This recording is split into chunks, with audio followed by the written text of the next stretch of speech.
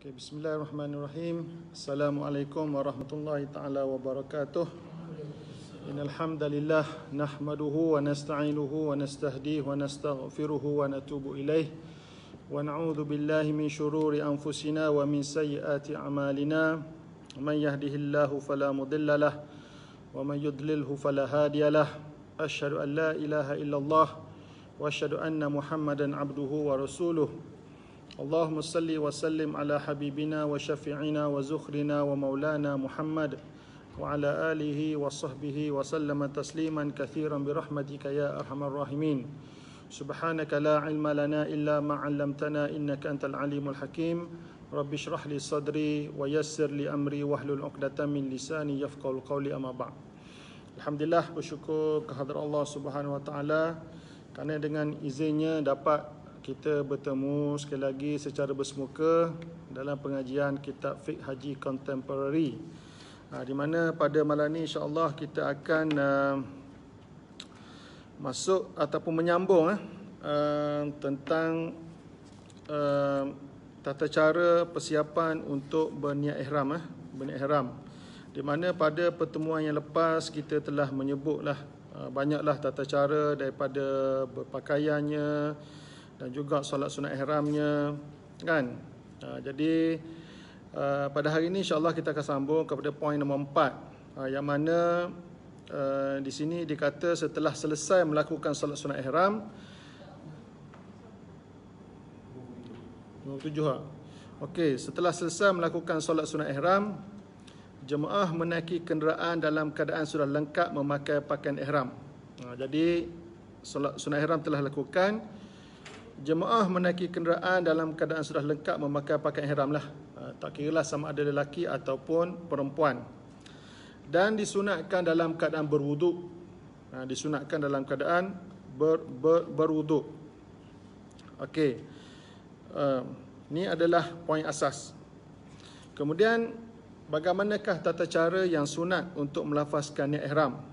Okey, jadi tata cara yang sunat untuk melafazkan niat ihram, yang pertama adalah dalam keadaan berwuduk.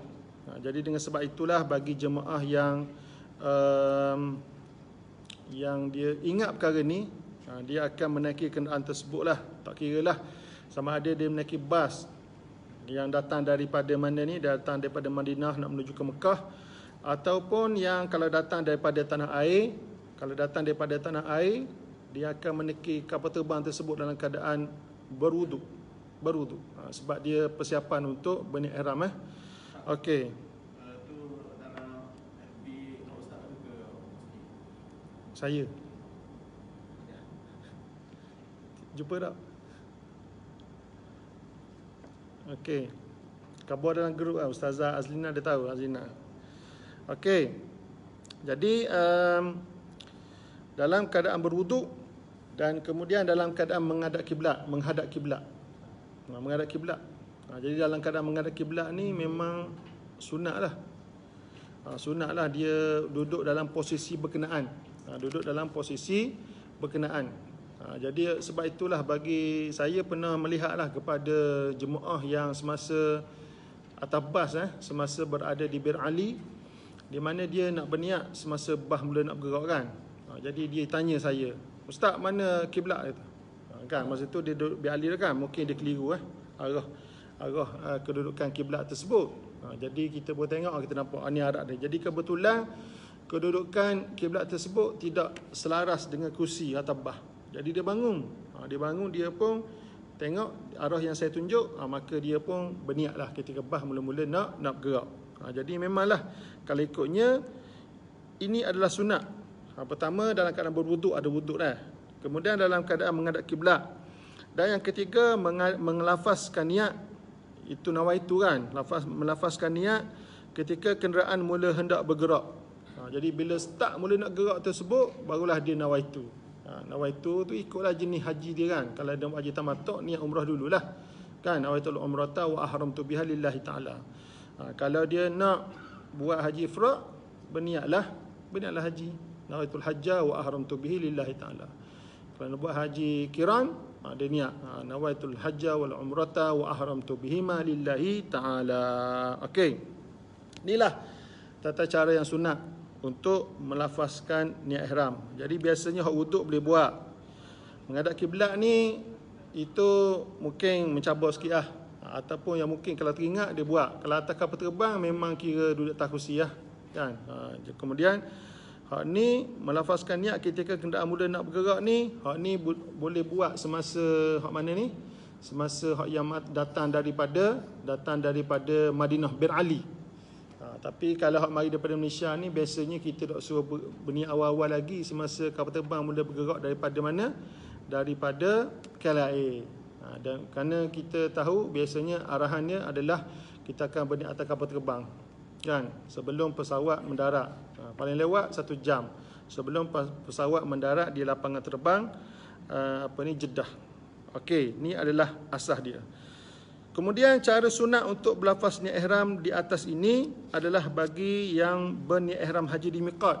Miqat yang 5 tersebutlah, kan? Sama ada di Bir Ali ke mana jumpa? Okey, sorry, akhir sekali. Mengiringi last sekali, mengiringi niat selepas itu dengan memperbanyakkan talbiyah. Talbiyah. Jadi maksudnya lepas nawaitul hajja wa ahramtu billahi ta'ala, kan, maka dia pun talbiyah, sunat memperbanyakkan talbiyah. Labbaik Allahumma labbaik, labbaik la syarika lak labbaik, innal hamda wa ni'mata lak wal mulk la syarika lak. Okey, jadi ini adalah perkara-perkara yang disunatkan untuk melafazkan niat ihram. Kemudian di sini dia kata cara sunat untuk berlafaz niat ihram di atas sini hak kita sebut tadi adalah bagi yang berniat ihram haji di miqat, kan, berniat ihram di miqat. Khususnya hak mari daripada Madinah lah dalam konteks masa hak negara kita lah. Sebab kita jemaah haji Malaysia, kita pakai setakat ni 2 jalan sebenarnya yang kita sebut sebelum-sebelum pada ini, kan. Sama ada hak daripada Malaysia pergi Madinah, kemudian daripada Madinah baru masuk ke Mekah. Kemudian yang kedua, daripada Malaysia terus terbang turun ke Jeddah, daripada Jeddah masuk ke Mekah. Jadi walaupun gitu, apa yang kita sebut cara yang tadi itu nampaknya lebih sesuai, lebih lebih tepat apa bagi jemaah yang datang daripada Madinah. Sebab hak datang daripada Malaysia naik kapal terbang, hak yang kita kata berniat ketika kenderaan mula bergerak tu, hak tu memang kita dak praktis lah. Sebab awal lagi dah daripada Malaysia. Jadi semana kita sebut kita berniat sebelum sebelum kapal terbang mendarat di Jeddah, 1 jam sebelum pesawat mendarat di Jeddah. Okey. Hak ni kita cerita bagi hak yang berniat ihram di miqat. Namun bagi yang berniat haji, berniat haji di tanah haram Mekah, itu di hotel penginapan, tata caranya adalah seperti berikut. Hak ni orang yang berniat haji di Mekah adalah, kalau jemaah haji Malaysia ni adalah jemaah yang melakukan haji tamattu'. Betul kan? Haji tamattu'. Sebab haji tamattu' ni kita tahu dia ni memang mula-mula masuk ke Mekah dia berniat umrah dulu. Sebab tamattu' umrah dulu, haji kedian. Umrah dulu, haji kedian. Jadi maksudnya mula-mula dia masuk ke Mekah ni dia buat umrah dulu. Tak kiralah mari pada Madinah ke, mari daripada Malaysia terus dia buat umrah dulu. Kemudian masuk ke Mekah, dia selesaikan kerja umrah dia. Umrah pertama ke, umrah kedua, umrah ketiga. Kemudian biasanya pada 8 hari bulan Zulhijjah dia akan berniat haji. Jadi sekarang ni bagaimanakah tata cara yang sunat untuk berniat haji bagi jemaah yang berada dalam tanah haram Mekah, kan? Yang kita sebut dia berniat ni biasanya berlaku kepada yang berniat semasa mereka berada di hotel penginapan lah, kan? Yang kita telah sebut sebelum ini, berniat di mana? Berniat di lobi hotel. Berniat di lobi hotel. Okey, tata caranya adalah seperti berikut. Pertama, ni kita tengok ni hak saya tulis ni, hak saya petik dalam kitab. Mereka yang kesadarnya dia nampak haji tamattu' umrah dahulu kan. Tetapi di miqat tu, di Bir Ali tu, itu nawaitul hajj. Hati-hati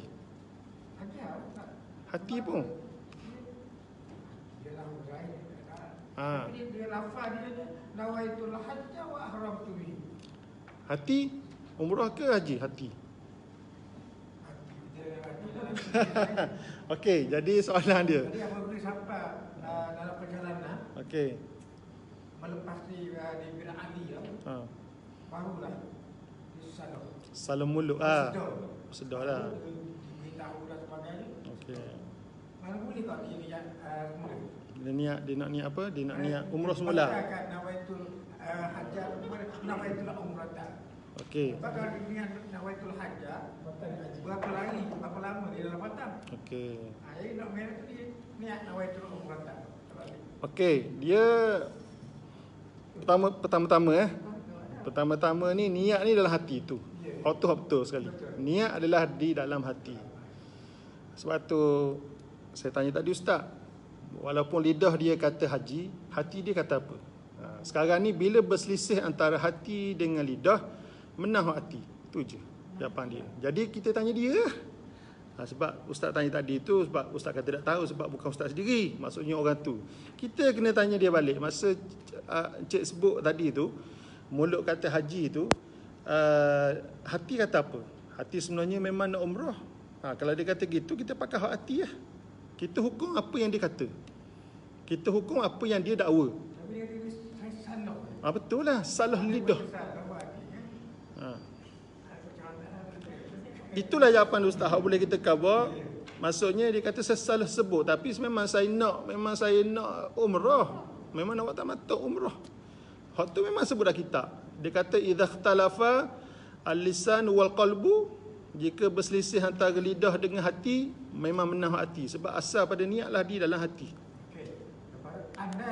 Andai pula. Hati dia pun haji. Okey. Mana memang nak haji lah. Dia nak ubah balik. Okey, senang. Masalahnya nak ubah balik. Okey, faham. Jadi maknanya dia ni memang kira daripada Malaysia buat haji lah, senang cerita lah. Memang nak buat haji ifrad lah. Nak buat haji ifrad lah. Senang cerita daripada Malaysia ni, dia pakat laki bini nak buat haji ifrad. Lepas tu semasa atas kapal terbang ke, ni haji betul lah. Lidah pun haji, hati pun haji gitu. Lepas tu sampai ke Jeddah, sampai ke Mekah, rasa nyesal pula.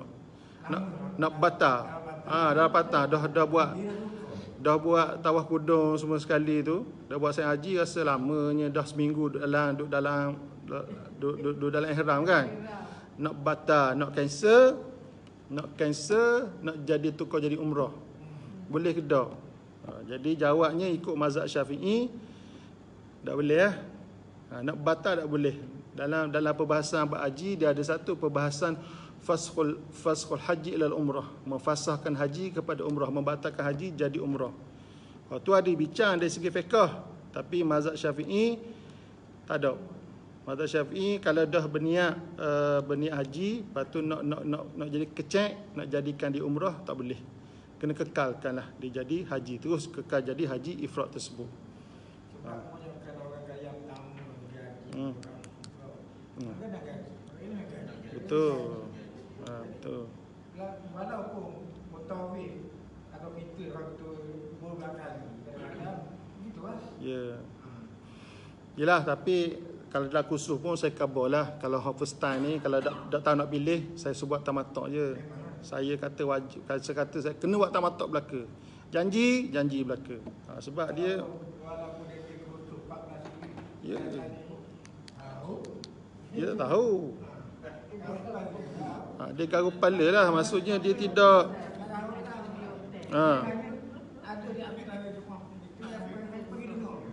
Betul. Kalau orang yang beli kali yang pertama, kalau kali yang kedua tu mungkin dia nampak. Faham lah. Kalau kita buat khusus umrah, kalau umrah kali yang pertama tu pening. Ya, betul. Kali yang kedua main dia nampak lah. Jadi dalam konsep mengajar ni ada juga unsur paksaan, boleh jugalah. Bagi hak tak tahu kita suruh je. Hak tak tahu nak pilih jenis haji, buat tamattu lah, senang dah. Buat tamattu. Setuju? Umrah dulu, haji kediam. Kita buat pendekatan macam itulah bagi orang yang tidak tahu memilih, supaya dia tidak terkejut. Walaupun kita khabar dalam mazhab Syafi'i ifrad tu afdal kan, tapi dari segi perbuatan amalannya mungkin tidak termampulah kalau nak buat ifrad, sebab takut salah faham lah kan. Akan mudah duduk dalam ihram, rupa-rupanya mencabar kan. Jadi itulah dia punya orang kata dari segi kedudukannya lah, kalau apa soalan yang ditanya tadi lah. Okey. Jadi sekarang ni, hak ni yang apa yang saya tulis di sini adalah tentang tata cara untuk berniat haji bagi orang yang berada di Mekah lah. Maksudnya secara khususnya bagi jemaah kita adalah jemaah yang mengerjakan haji tamattu' kan. Jadi pada 8 bulan Zulhijjah dia akan berniat haji. Ni apa yang saya tulis dalam buku Fiqh Haji Contemporary ni adalah hak saya petik daripada kitab ni lah, kitab fiqh mazhab Syafi'i, khususnya kitab Al-Idah fi Manasikil Haji wal Umrah. Itu pertama dia kata mula-mulanya menunaikan 2 rakaat sunat ihram. Maksudnya sunat ihram ni sunat buat di Masjidil Haram. Kita dah buat memang dah buat sebab kita semua buat di hotel belaka. Hak ni sebutlah kitab ni. Menunaikan 2 rakaat sunat ihram di Masjidil Haram. Itu adalah hak pertama. Kemudian kembali semula ke pintu rumah penginapannya. Lepas solat sunat ihram di Masjid Haram, balik pergi kat pintu hotel. Pintu lobi pintu hotel. Dia dalam kitab dia sebut bab darihi. Maksudnya berniat tersebut di pintu rumah. Pintu dar. Dar ini dalam bahasa Arab ni bangunan. Bukan pintu bilik, bilik banyak-banyak tu, nombor tingkat 10, tingkat 11 bukan. Maksudnya di mana di pintu bab dar disebut nama kitab dar. Jadi kita kena beza. Dar ni adalah dia rumah. Rumah ni maksudnya kalau dalam konteks bangunan tu pintu besar kali lah. Dalam konteks hotel, pintu lobi hotel. Bukan ghurfah, pintu lobi hotel. Tapi itulah penuh dulu masa ada dalam satu operasi haji lah tahun 2010, saya ingat lagi. Saya sebut benda tu, sunat berniat di pintu lobi hotel. Tapi pengurus maktab pada masa tu dia kata, saya ustaz, kalau pakak duduk kopo di pintu lobi hotel ni jadi bolong orang nak tubik ni, gua nak sekat sombak situ. Jadi akhirnya pakak setujulah kita berniat di lobi hotel tu. Gitulah sebab kita kadang-kadang tabah haji ni kita bukan sekadar dari segi hukum tapi melihat kepada realiti jugalah. Jadi bagi siapa tu, bagi jemaah yang ramai. Tapi pengalaman saya kalau bawa jemaah yang sikit, kita boleh je berniat di pintu lobi hotel pun kan, sebab jemaah tidak ramai. Kalau hak ramai main ribu-ribang ni kan nak tubik, jadi kita macam kita tak galak manalah. Melainkan kalau bagi yang mudah, yang cepat, sila berniat. Tapi hak jenis mai nawaitu pun tergagak semua sekali, tak payah pakak kita ajar ramai-ramai berniat di lobi hotel. Lagu tu. Okey dah. Itu adalah step yang kedua. Lepas menunaikan 2 solat rakaat di Masjid Haram, kembali semula ke pintu rumah penginapan dia. Kemudian berniat ihram haji apabila mahu memulakan perjalanannya, sama ada berjalan kaki ataupun berkenderaan. Gitu pula. Maksudnya berniat ihram haji apabila mahu memulakan perjalanannya, sama ada jenis berjalan kaki ataupun berkenderaan. Maksudnya balik ke pintu, lepas tu start niat bila nak jalan kaki ataupun ataupun kalau jenis jalan kaki, jenis buat haji jalan kaki, berniat ketika berniat nawaitu hajjah wa ahramtu bihi lillahi ta'ala tersebut ketika mula jalan kaki, ataupun masa naik kenderaan berniat ketika kenderaan mula bergerak. Gitu. Dan masuk semula ke Masjidil Haram dalam keadaan sudah berniat ihram haji bagi melakukan tawaduk. Ada tawaduk pula nak meninggalkan Mekah tu. Sebab cerita ni macam mana tawaduk ni boleh meninggalkan Mekah. Jadi cerita ni mungkin orang kata apa pula nak buat tawaduk kan. Sebab dulu Mekah ni kecil je. Mekah ni kecil je. Maksudnya Mekah tu adalah satu bandar yang kecil. Tidaklah sampai sekarang sampai menembok-nembok dia punya bangunan-bangunan ni sampai memenuhi tanah haram secara keseluruhan dia. Jadi Mekah dulu ada kecil. Jarak ni dah pergi ke Arafah sangatlah jauh. Maksudnya tidaklah macam sekarang bangunan sambung menyambung. Jadi benda ni adalah wallahu alam. Itu apa yang disebut dalam kitab hak lama. Tapi setakat ni tak ada lagi lah orang nak sentuh adakah zaman sekarang ni berubah hukum ataupun tidak. Cuma apa yang saya sebut di sini adalah apa yang kita petik dalam kitab-kitab lah. Cuma saya ada buat catatan di bawah tersebut lah dari segi amalannya macam mana dah. Okey, sebab kalau lah nak suruh lepas niat nak pergi tawaduk pula. Bila nak pergi gerak ni, nak tunggu pula bah kan. Jadi masalah sikap operasi macam mana kan? Adakah ini satu benda yang praktikal untuk dilaksanakan pada zaman sekarang? Jadi sekadar menyebut dalam kitab ni bukan bermakna ini benda yang sesuai untuk diamalkan. Sebab dari segi operasi adalah satu perkara yang berlainan. Kan? Jadi mungkin pertama kali kita tahu ni rupanya tata cara yang disebut oleh para ahli ulama untuk mereka berniat haji bagi mereka yang berniat haji di Mekah ataupun kita sebut di rumah penginapan dia, ataupun dalam konteks sekarang adalah di hotel mereka kan. Okey, ni kita sebut dulu. Okey. Perhatian. Okey, jemaah haji Malaysia yang berniat haji di tanah haram Mekah, itu hotel penginapan adalah yang melakukan haji tamattu. Okey, clear kan? Kita dah sebut dah kenapa jadi macam ni. Jemaah haji tamattu lah yang akan berniat haji di Mekah. Manakala jemaah haji Malaysia yang melakukan haji ifrad atau kiran, mereka berniat haji ifrad atau haji dan umrah itu kiran di miqat yang dilalui mereka sebelum memasuki Mekah. Ni kita dah clear, jelas. Sebab mereka ni awal-awal lagi semasa memasuki Mekah, semasa melalui miqat, mana-mana miqat yang 5 tersebut, mereka telah berniat haji di situ bagi melakukan haji ifrad ataupun berniat umrah dan haji bagi yang melakukan haji kiran. Okey, jadi jemaah ni tak perlu berniat dah sekali lagi pada hari 8 hari bulan Zulhijjah, sebab mereka sudah sedia kala berada dalam ihram haji ataupun ihram haji dan umrah, itu jemaah haji kiran. Okey, kemudian yang ketiga, cara berniat ihram yang dinyatakan pada para yang keenam, itu yang tadi tu, itu yang kita sebut ada 4 step tadi tu, adalah bagi yang berniat ihram haji di tanah haram Mekah tidak menjadi amalan jemaah haji Malaysia. Kita tahu memang tidak menjadi amalan. Sebab amalannya maksudnya solat bersiap-siap mandi ke, pakai ihram ke, solat sunat ihram ke, semua buat di hotel. Termasuk berniat pun, kita sekarang ni pun kita suruh berniat di lobi hotel. Itu adalah lebih sesuai dari segi operasi lah. Walaupun dari segi hukum nampaknya lain sikit. Sebab itulah banyak juga perkara sunat ni tidak dapat dilakukan dengan sebab operasi. Okey, itu adalah yang kita menjadi amalan sekarang lah. Okey. Kemudian selepas berniat ihram, jemaah disunatkan banyak bertalbiyah. Kan? Sunat banyak bertalbiyah. Lepas berniat saja sunat memperbanyakkan talbiyah. Lafaz talbiyah adalah seperti berikut. Ini semua tahu belaka ni. Kan? Labbaik Allahumma labbaik, labbaik la syarika laka labbaik, innal hamda wan ni'mata laka wal mulk la syarika lak. Memperbanyakkan. Maksudnya berulang-ulang mengulangi lafaz talbiyah tersebut. Maksudnya hamba-Mu datang menyahut panggilan-Mu ya Allah, hamba-Mu datang menyahut panggilan-Mu, hamba-Mu datang menyahut panggilan-Mu, tidak ada sekutu bagi-Mu, hamba-Mu datang menyahut panggilan-Mu, sesungguhnya segala pujian dan nikmat dan pemerintahan adalah kepunyaan-Mu, tiada ada sekutu bagi-Mu ya Allah. Okey. Ini adalah maksud talbiyah. Jadi biasanya dalam konteks jemaah haji Malaysia ni biasanya kena ada bimbing lah. Kena ada bimbing, jadi dia semangat sikit. Kalau tak ada pembimbing, dia tak pernah jadi. Kalau kita tengok orang Arab ke, orang India ke, orang Pakistan ke, sungguh kan? Sebab dia faham, dia menghayati lafaz talbiyah tersebut. Kita mungkin tak faham kan, sebut saja.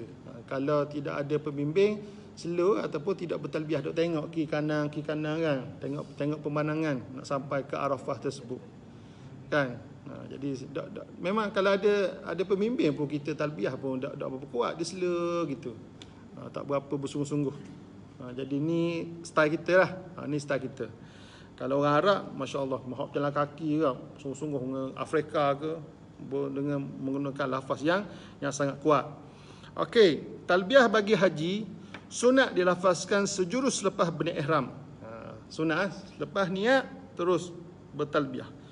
Dan tamat apabila jemaah mahu mula bertahallul daripada ihram hajinya itu.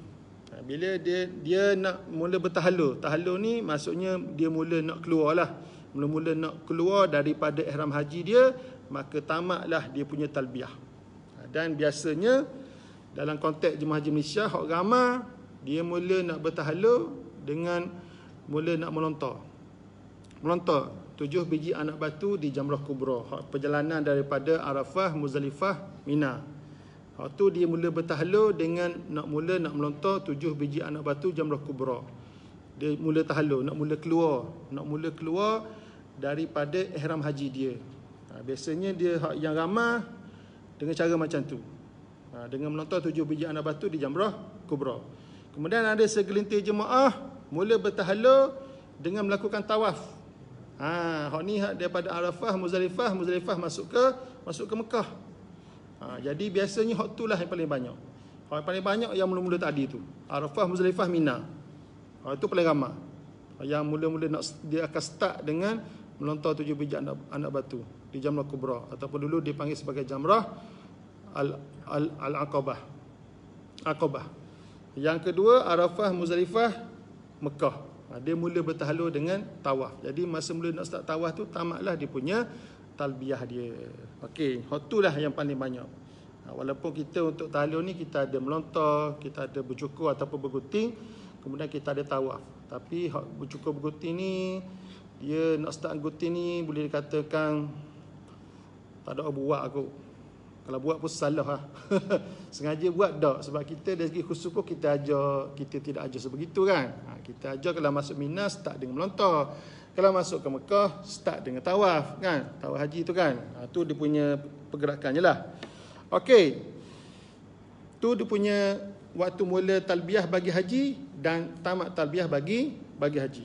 Okey, kemudian perkara-perkara sunat mengenai talbiyah adalah seperti berikut. Okey, pertama disunatkan memperbanyakkan bertalbiyah, sama ada ketika berdiri, ketika duduk, kita naik berkenderaan, berjalan kaki, berbaring, dalam keadaan junub ataupun haid. Junub ada tak Macam mana dia junub Tak ada mandi wajib ni ada. Dan kita sebut ada junub, maksudnya sah berjunub. Macam mana dia setubuh ni, aduh. Tahulah kan, berjunub ni selepas berlaku persetubuhan. Sebelum pergi Arafah, setubuh dulu, tak ada mandi wajib. Sah tak niat ihram dalam keadaan tidak mandi wajib? Sah kan? Dia sama seperti dalam keadaan haid. Cuma kenapa tak ada mandi wajib ni? Sampai ke Arafah pun tak mandi wajib lagi. Banyak tolak tak ada mandi wajib. Dia fiqh ni kadang-kadang benda tu, bayangan-bayangan tersebut mungkin tidak tergambar kan. Tapi boleh je berlaku. Dah. Ataupun dia mimpi tak ada mandi ke dalam keadaan berjunub dah. Mimpi tak ada mandi, kejar-kejar. Sudah aku buat apa? Basah atau apa? Dah pakai ihram dah kamaknya, pakai ihram semua sekali dan tidur atas kursi keluar. Boleh jadi tak? Boleh tak? Boleh tak? Lama tak dapat boleh je. Kan? Duduk Mekah sebulan tak boleh. Bini malu nak pinjam bilik berkat kan. Lelaki masalah. Saya terang cakap, kadang-kadang benda-benda tu dia jadi luar biasa. Tak boleh nak cerita ni live dalam Facebook, masalah sikit. Kalau tak live Facebook boleh cakap lebih sikit. Jadi macam-macam dia berlaku di Mekah dah. Okey, jadi boleh jadi berjunub maksud tak ada mandi wajib. Maksudnya sambil-sambil duduk atas kursi tunggu ni ada hak, tunggu bahan siapa sekelak masa tu luar mani kamaknya, kita tak wallah alam kan.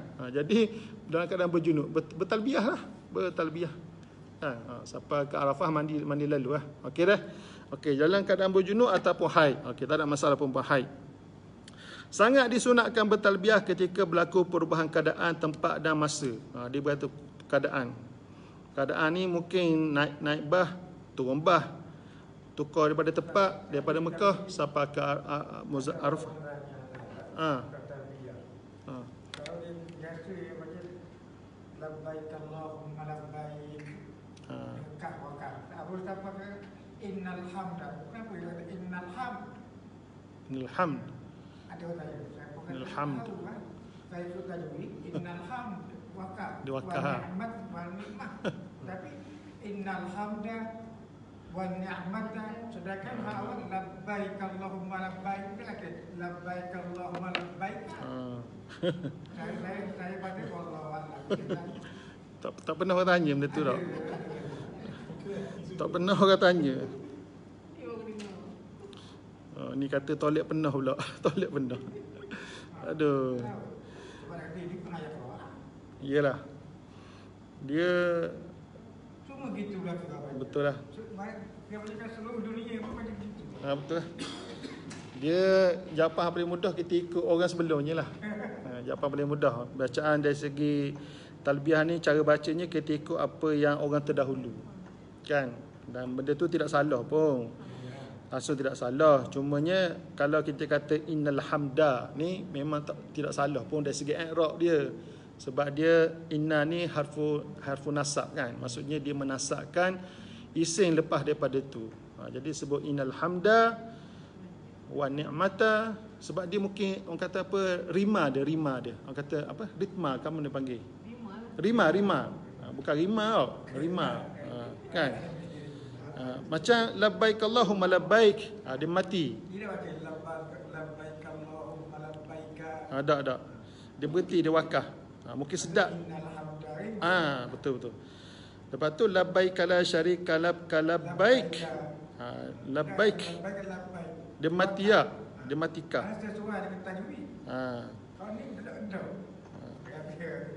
Innal hamda wa ni'mata laka wal mulk. Tapi dia tak baca wal mulka kan. Wal mulk la syarika lak. Ni kena betul. Semua baca cara macam ni kan. Ni ilmu benda panggil ni. Ilmu nazam ke ilmu benda ni, atau wazan ke ilmu. Saya pun tak boleh nak jawab ni kenapa cara baca macam ni dah. Tapi daripada dahulu kita dah baca macam ni kan. Ni kena tanya ilmu dia ada salah satu bentuk ilmu bahasa kan. Ilmu bahasa dia ada, kita pun taklah pandai sangat ilmu bahasa ni. Ilmu nahwu sikit-sikit tu tahu. Ni kena tanya orang bahasa, orang lurah, orang bahasa, dia ada ilmu dia kenapa baca sebegini dah. Okey. Tak apa, baiklah. Okey, jadi dia kata tadi sangat disunatkan bertalbiyah. Maksudnya kita memperbanyakkan talbiyah ketika berlaku perubahan keadaan. Keadaan ni macam mana? Keadaan ni macam daripada jalan kaki naik kenderaan, ataupun naik kenderaan turun gitu. Tu berubahlah, berubah suasana. Ataupun dia kata berubah tempat. Berubah tempat ni daripada Mekah sampai ke Arafah. Kan? Sampai ke Arafah kuat lagi bertalbiyah. Kita turun-turun nak cari benda sampai ke Arafah. Cari kemah kan. Cari kemah dulu. Cari kemah lah, nak cari tempat di manakah kemah kita. Sebab setiap kemah telah diberitahu nombor kemah masing-masing. Nombor kemah masing-masing kan. Jadi maknanya itu antara sebab kita nak cari tempat kita kan. Setara mana selesa, tidak selesa dan sebagainya dengannya lah. Tapi dari segi hukumnya bila sampai di perubahan tempat, sunat memperbanyakkan talbiyah. Itu sepatutnya lah. Kemudian perubahan masa. Masa ni mungkinlah masa ni berubah daripada malam kepada siang kan, daripada maghrib masuk ke isyak, isyak masuk ke subuh dan seumpama dengan jelah bila berlaku perubahan masa tersebut kan, daripada zuhur masuk ke asar, itu berlaku perubahan masa. Sunat bertalbiyah. Memang itu yang diajarlah. Okey. Tapi ramai tak perasan kamu tengok. Sebab orang kita macam kita maklumkan kurang bertalbiyah sebenarnya. Kurang sikit. Memang kurang bertalbiyah. Buah kan.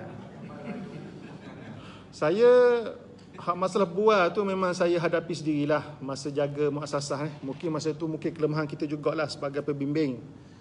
Masa tu kita tidak, orang kata mungkin ilmu ni kadang-kadang ilmu adalah kita tahu, tapi ilmu dari segi nak menarik orang tu dan untuk nak mengajar dan untuk memberi perhatian. Okey. Saya masa jaga muassasah 2004 dengan 2010. Memang masa tu ramai jemaah ribu kan, 2,500 hingga 3,000. Jadi dalam kursus-kursus tersebut kita masa tu mungkin kita muda lagi kan. Jadi banyak benda kita tekan sangat kepada fiqh, sah, batal gitu sajalah kan. Tapi bila lama-lama, bila dah tahu sikit, duduk perhati, saya dah ada tips yang saya khabar ustaz tu kan. Yang saya khabar, yang mana kita sekarang ni berada di Arafah kan, tempat yang menjadi tumpuan dunia pada masa tu. Pada masa kita nak berwukuf. Orang buat live kadang-kadang, Malaysia buat live wukuf di Arafah. Dan kita tahu masa kita duduk di Arafah ni, orang Malaysia duduk timing. Kalau saya cerita sama, timing bilakah orang berwukuf di Arafah kerana nak tupang berdoa juga. Nak tumpang berdoa kerana mereka tahu sebaik-baik afdalu doa, sebaik-baik doa adalah pada hari Arafah. Sebaik-baik doa adalah pada hari Arafah. Kan? Doa munajat semua sekali adalah pada hari Arafah. Jadi orang yang berada di Malaysia ni cemburu dengan kita.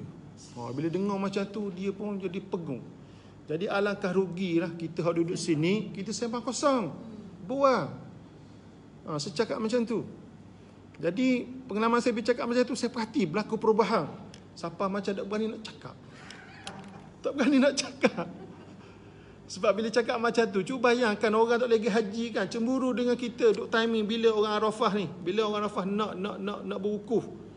Kan? Bukan sekadar harta doa, kirim doa, tapi bila orang Arafah nak start wukuf ni. Betapa cemburunya dengan orang yang sedang berada di Arafah. Maka alangkah ruginya kita yang mendapat peluang, yang mungkin ini peluang yang pertama dan peluang yang terakhir, kita mensia-siakan waktu yang amat bernilai ini.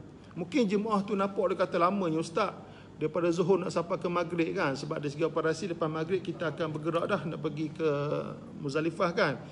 Ada jemaah kata lama, tapi tahun lepas tahun 2019 ada seorang jemaah dikhabar kepada saya, ustaz, mula-mula saya ingat rasa macam lama, tapi bila kita duduk tumpu kepada doa zikir semua sekali, rasa sekejap pula. Sekejap sebenarnya. Sekejap je. Nampak je lama Zuhur sampai ke Maghrib. Mungkin kat Malaysia mungkin lama kot Zuhur sampai ke Maghrib kan. Tapi bila kita menghargai masa tersebut, bila kita sibuk, memang kita akan rasa cepat lah. Betul tak?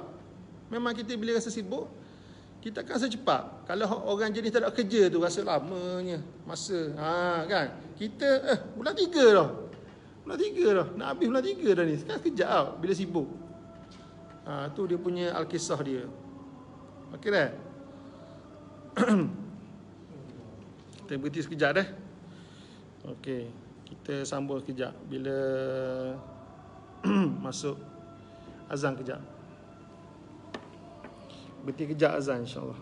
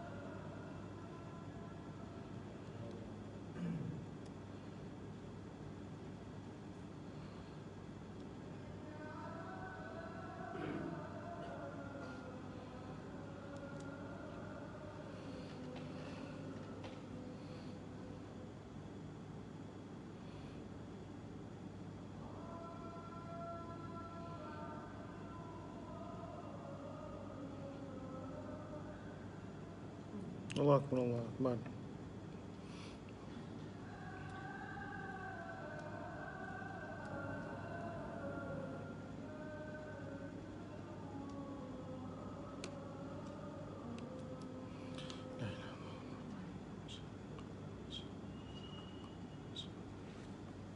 Okey, ni mungkin poin yang last sekali dah.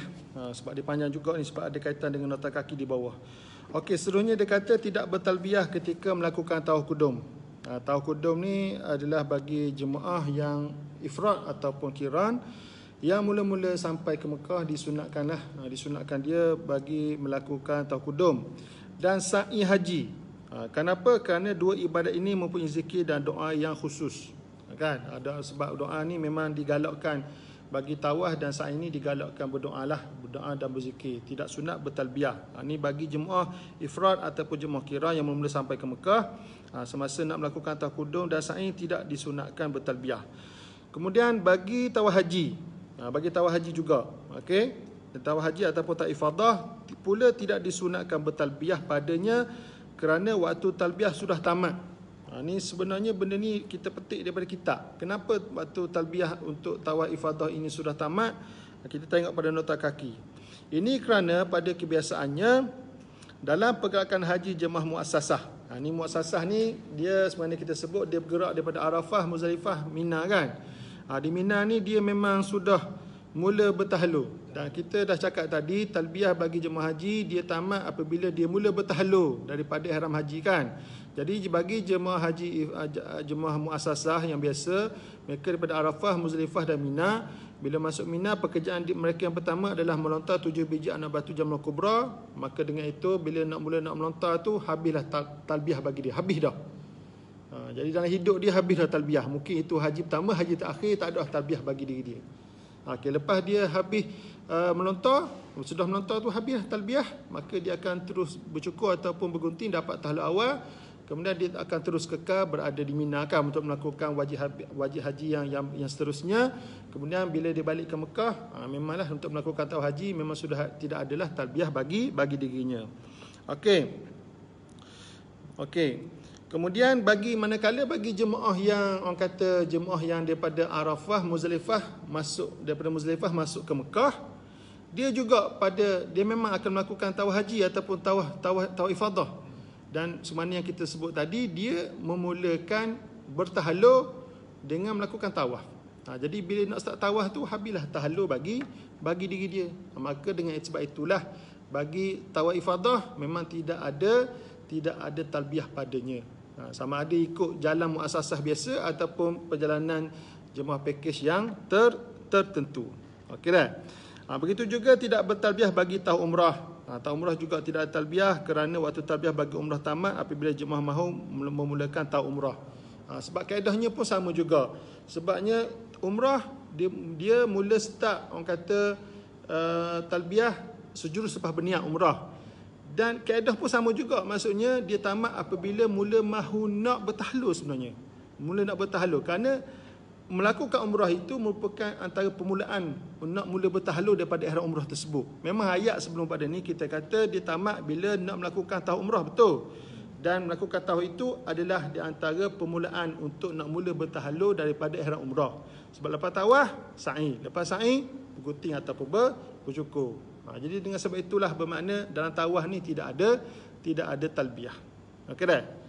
Kemudian sikit lagi dah. Sunat bagi lelaki bertalbiyah dengan meninggikan suara dia. Orang lelaki suara kuat kan, meninggikan suara macam kita selalu dengar orang Arab, orang Afrika semua sekali kan. Bagi wanita adalah cukup untuk didengari oleh telinganya sendiri. Ada dengar orang puan talbiyah kuat? Indo tak? Mutawifah perempuan ke mana? Kadang berlaku juga mutawifah perempuan ni tak ada ustaz. Moleknya tolaklah kepada jemaah lelaki kan. Mana jemaah lelaki mungkin ada ustaz tu, silalah. Tak perlulah jemaah perempuan ni jadi, walaupun dia mutawifah ni, dia pula jadi ketua talbiyah. Jadi tak apa nak kena dari segi syaraknya lah. Tak apa kena dari segi syarak. Okey.